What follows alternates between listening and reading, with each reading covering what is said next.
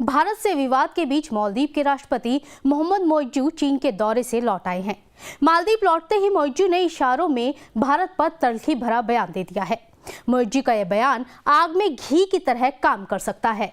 मोइज्जू ने जो बोला है उससे साफ पता चलता है कि मालदीव सरकार किस तरह चीन के इशारों पर नाच रही है।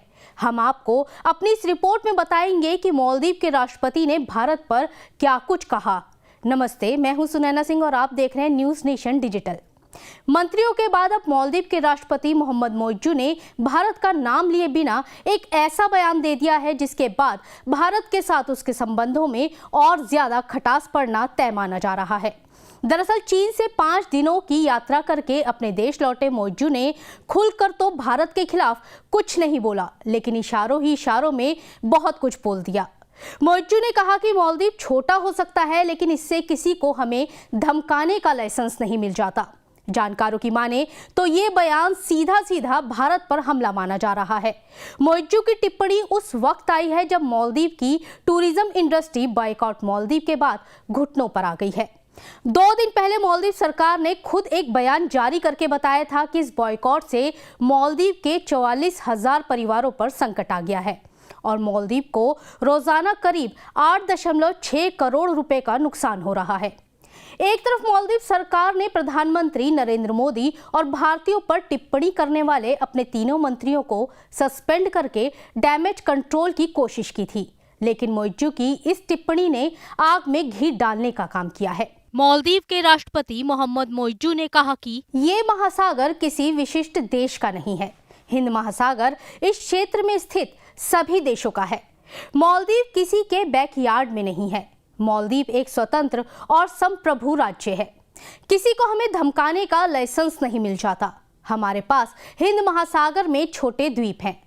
मालदीव 9 लाख वर्ग किलोमीटर का विशाल विशेष आर्थिक क्षेत्र है।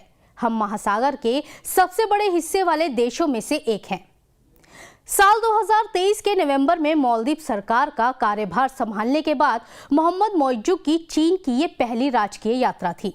इस दौरान उन्होंने चीन के साथ 20 समझौते किए, जिसमें से एक ये था कि चीन अपने यहाँ से लोगों को मालदीव घूमने के लिए भेजेगा, जिससे बदहाली पर पहुंच रहे मालदीव को थोड़ी राहत मिल पाए, क्योंकि बायकॉट मालदीव की वजह से मालदीव में पर्यटकों की संख्या में भारी गिरावट आई है।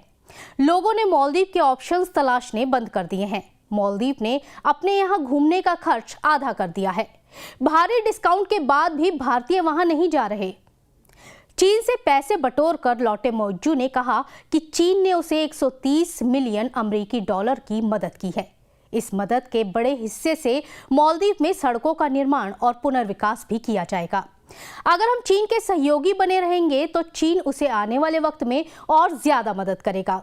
वहीं भारत मालदीव विवाद को गोल्डन चांस मान रहे चीन ने दोनों देशों के बीच इस खाई को और बढ़ाने का काम शुरू कर दिया है। चीन की निगाह भारत से सटे मालदीव पर है। मालदीव के राष्ट्रपति मोहम्मद मोइज्जू भी चीन समर्थक माने जाते हैं।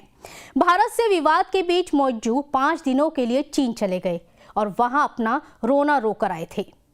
आपको हमारी ये खबर कैसी लगी, हमें कमेंट सेक्शन में जरूर बताइएगा। देश और दुनिया की तमाम बड़ी खबरों के लिए बने रहें न्यूज़ नेशन के साथ। नमस्कार।